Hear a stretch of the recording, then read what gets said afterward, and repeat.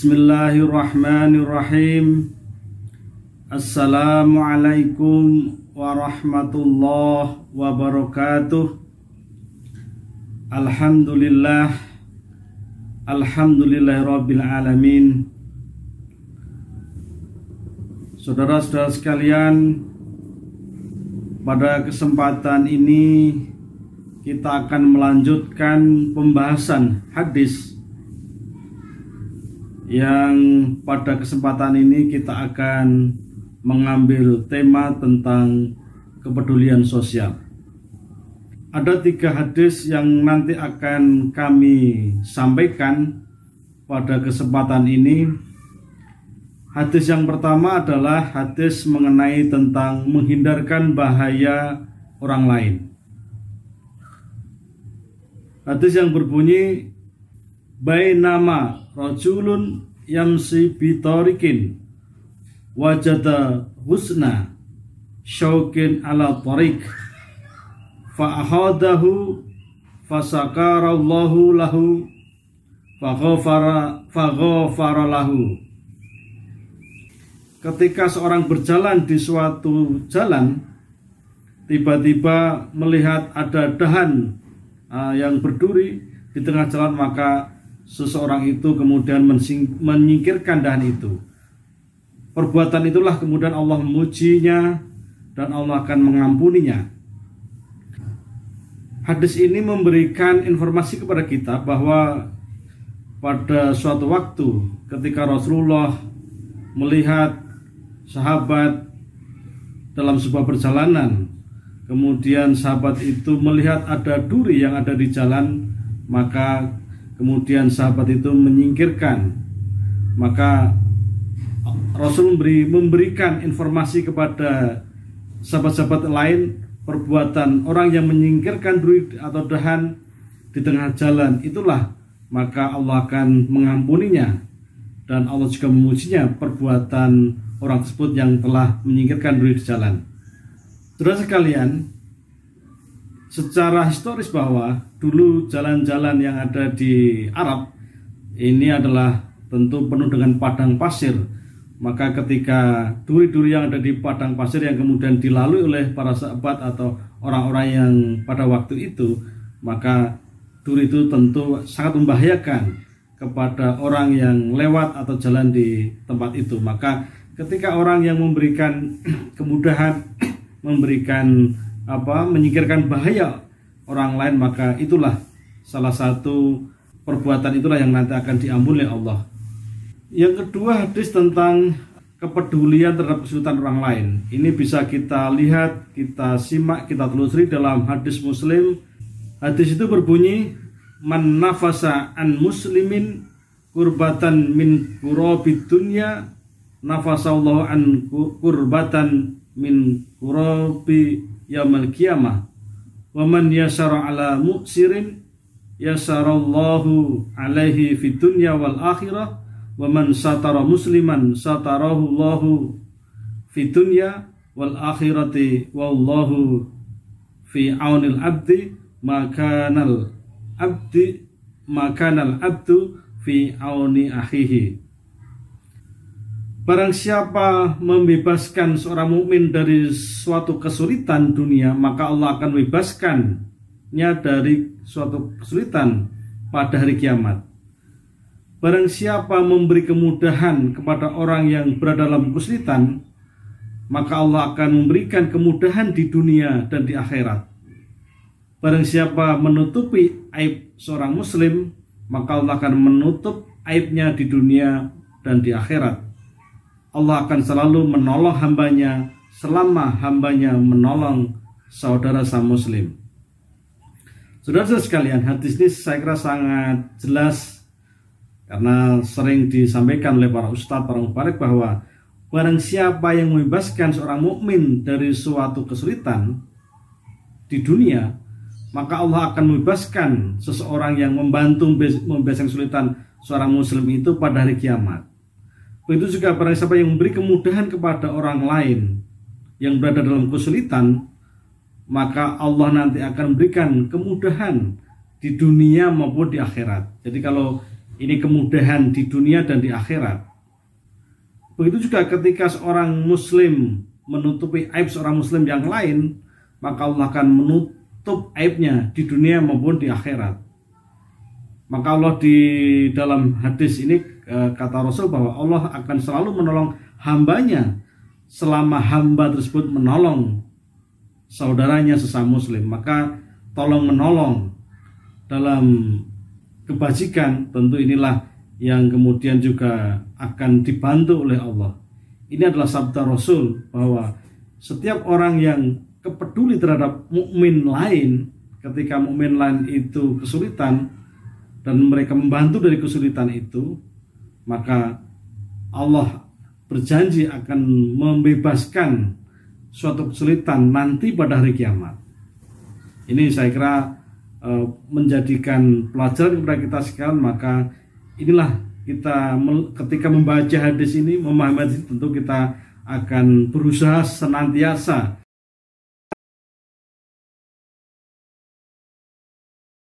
kita akan membantu kesulitan itu. Maka suatu saat insya Allah Allah akan juga membantu kesulitan nanti di akhirat. Begitu juga ketika seseorang itu memberi kemudahan orang dari kesulitan, maka Allah akan memudahkan, tidak hanya di akhirat tapi di dunia pun juga Allah akan memudahkan. Begitu juga ketika menutup aib muslim, maka Allah juga akan menutup aib di dunia maupun di akhirat. Hadis yang ketiga adalah tentang kepedulian, tidak hanya kepedulian dengan sesama atau manusia, tapi juga kepedulian terhadap binatang pun juga ini juga dianjurkan. Ada hadis yang berbunyi an Abi Hurairah radhiyallahu anhu qala Nabi sallallahu alaihi wasallam bainama kalbun yutifu birakiyatin kada yaktuluhul atasu itra'athu bagyun min bagaya ya bani Israel fanaza'at muqaha fasaqathu faghafara bihi.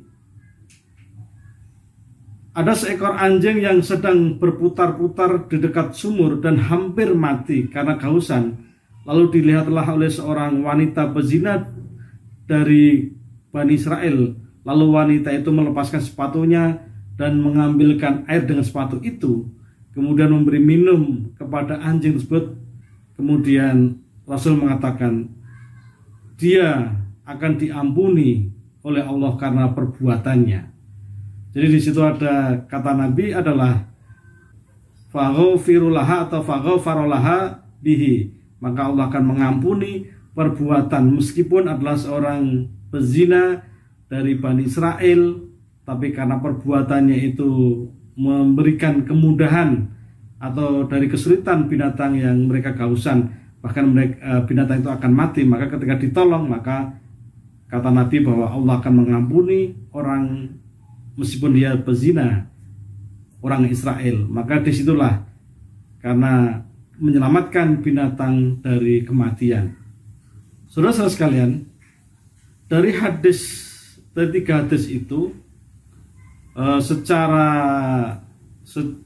kalau kita perluas makna, jadi hadis yang pertama terkait dengan perbuatan orang yang membantu kelancaran dalam sebuah perjalanan seseorang ketika melihat hambatan-hambatan. Kalau dalam hadis yang pertama itu terkait dengan duri kemudian disingkirkan, maka Allah juga akan mengampuni dan Allah memuji perbuatan itu. Hadis yang kedua juga terkait dengan ketika seseorang dalam kesulitan, maka kemudian ada orang yang membantu kesulitan itu, maka disitulah maka Allah akan membantu kesulitan dan Allah juga akan memberikan kemudahan-kemudahan orang-orang yang membantu dalam kesulitan seorang itu. Dan hadis yang ketiga ini adalah juga binatang, anjing yang dikatakan najis, tapi ketika kehausan dibantu oleh orang yang berzina dari kelompok Israel, yang dalam hadis-hadis yang lain bahwa orang yang zina itu termasuk dosa besar, tapi meskipun dosa besar karena mereka peduli kepada anjing yang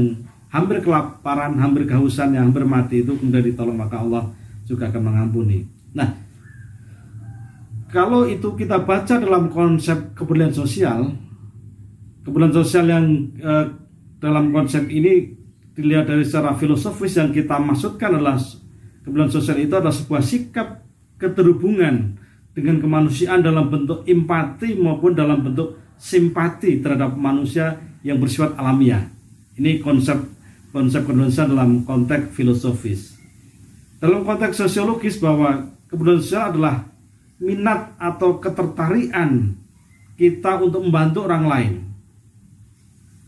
Atau dengan kata lain, bahwa yang dalam konteks hadis tadi kita baca, kita konsepsikan bahwa adanya perasaan tanggung jawab terhadap kesulitan yang dihadapi orang lain, di mana seseorang terdorong untuk melakukan suatu kebaikan dalam rangka membantunya. Maka inilah yang kemudian coba kita konsepsikan bahwa inilah kepedulian sosial. Baik secara filosofis, baik secara sosiologis, maka kita temukan bahwa ketika seseorang punya perasaan bertanggung jawab terhadap kesulitan orang lain, kemudian terdorong untuk melakukan agar mengurai atau membantu kesulitan orang lain dalam rangka untuk membebaskan dari kesulitan itu, itulah yang kita sebutkan, kita namakan sebagai bentuk-bentuk kepedulian sosial. Rasa kepedulian sosial, rasa peduli atau sikap kepedulian seseorang itu karena banyak faktor-faktor yang mempengaruhi. Minimal ada dua hal yang mempengaruhi, yaitu yang pertama adalah lingkungan yang ada di sekelilingnya. Jadi ada lingkungan yang mempengaruhi mereka peduli atau tidak, itu adalah karena memang faktor-faktor lingkungan. Maka orang peduli terhadap kepedulian sosial itu pun juga bagaimana mereka bisa mampu menciptakan lingkungan yang memiliki kepedulian sosial itu.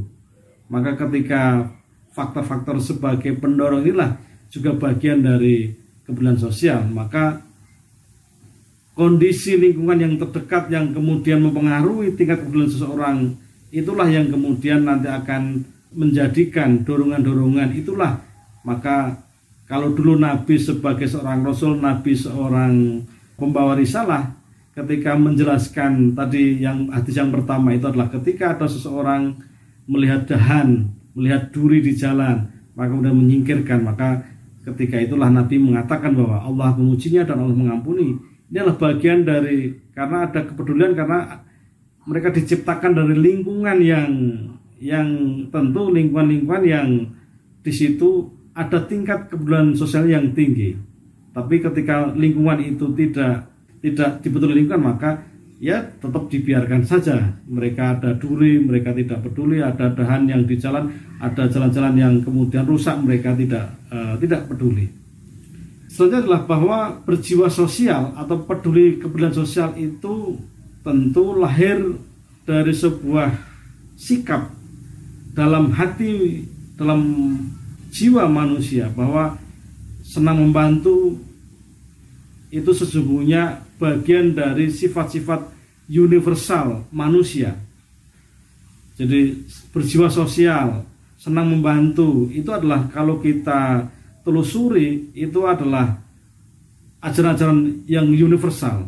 Meskipun hampir semua ajaran agama juga mengajarkan bahwa kita harus membantu orang lain, berjiwa sosial, itu hampir diajarkan oleh agama-agama lain.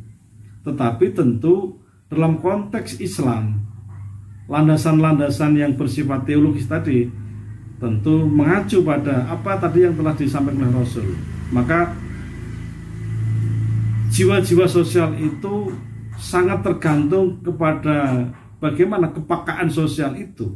Nah, kepekaan sosial itulah kemudian sangat dipengaruhi oleh ajaran-ajaran agama. Tentu meskipun tadi kepedulian sosial itu adalah ajaran yang bersifat universal, tetapi ajaran-ajaran universal itu lebih banyak bersumber dari ajaran-ajaran agama yang tentu ini adalah ajaran yang lebih tertata, lebih lama. Dan itulah yang kemudian dijadikan dasar oleh setiap orang yang kemudian memiliki jiwa-jiwa sosial.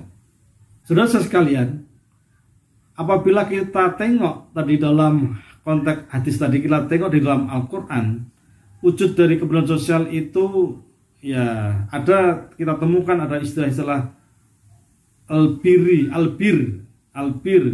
juga juga ada, kita temukan di dalam Quran ada istilah al-ihsan ya, ihsan. Jadi albir itu adalah, ini adalah kebaikan ya, kebaikan.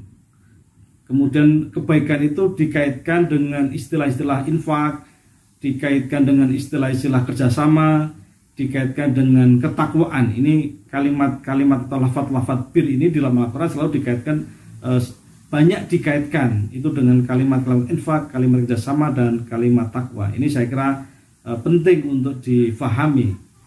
Begitu juga kalimat ihsan atau lafaz-lafaz ihsan itu adalah menggambarkan suatu perbuatan sebaik mungkin dan dipersembahkan bagi kepentingan orang lain, kebaikan orang lain. Jadi ini adalah ihsan, itu lebih pada perbuatan ya, yang diperuntukkan, perbuatan yang terbaik yang dipersembahkan kepada orang lain. Maka Al-Quran menggunakan istilahnya sebagai al-ihsan. Saudara sekalian, ketika hadis itu kita fahami dalam konteks makna sosial, maka keberlangsungan sosial itu sebagai kebutuhan manusia. Karena manusia sebagai individu mempunyai kehidupan jiwa yang menyendiri, namun sebagai makhluk sosial ini tidak dapat dipisahkan dari masyarakat. Manusia lahir, hidup, berkembang, dan meninggal dunia terjadi dalam masyarakat. Mereka lahir, berkembang, meninggal itu bukan pada kesendirian, tapi mereka hadir dalam masyarakat. Oleh karena itu, dari kodratnya seorang manusia diciptakan Tuhan untuk hidup sebagai makhluk sosial, ini memberikan makna bahwa setiap manusia dapat melakukan interaksi dengan orang lain. Sebuah interaksi dilakukan ketika masing-masing individu memiliki kepedulian yang saling mengerti satu sama lain. Maka inilah hakikat daripada kepedulian sosial. Jadi hakikatnya adalah, jadi ketika orang lain itu di dalam interaksinya memberikan warna, memberikan masukan untuk kebaikan, untuk kemaslahatan, maka inilah kemudian diperuntukkan oleh orang lain. Itulah yang kemudian menjadi konsep kepedulian sosial. Karena dalam konsep inilah maka Islam kemudian memiliki makna yang tinggi dalam konteks ini, kepedulian sosial ini. Maka tiga hadis tadi menggambarkan bahwa hadis yang pertama itu menyangkut persoalan kemudahan orang lain, bahaya dari orang lain, dan juga bahkan hadis yang terakhir tadi adalah terkait dengan peduli terhadap binatang, peduli terhadap hewan saja. Ini adalah juga bagian dari ampunan dari Allah kepada orang-orang yang mencoba membantu kesulitan hewan. Apalagi kesulitan manusia, tentu Allah akan mengampuni ya, dan juga memberikan pahala. Jadi kalau tadi orang berzina dari Bani Israel menolong hewan yang dikatakan sebagai hewan najis saja, mereka adalah akan diampuni oleh Allah. Apalagi kita nanti bisa membantu manusia, memudahkan kesulitan manusia, kemudian menghindarkan bahaya dari manusia, maka inilah tentu Allah juga akan berikan ampunan dan juga satu level lagi, yaitu tentang pahala. Saudara sekalian, mudah-mudahan kajian ini bisa difahami dan mudah-mudahan bermanfaat. Wassalamualaikum warahmatullahi wabarakatuh.